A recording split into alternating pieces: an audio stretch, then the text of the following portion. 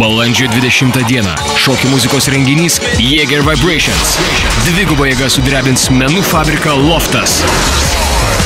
Išvysime elektroninės muzikos grupės The Japanese Pop Stars gyvą pasirodymą, apkeliavusi žinomiausius pasaulio klubus ir sukėlusi ant kojų mines didžiausiuose festivaliuose.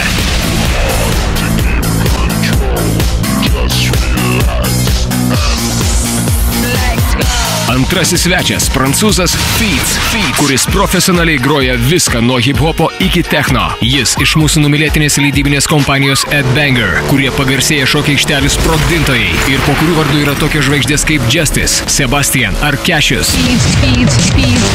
Lietuvių frontą palaikys Vidis, The Sneakers ir Partizanai. Negali to praleisti, nes tai ledinių pojūčių naktis Jaeger Vibrations. Bilietus platina Tiketa.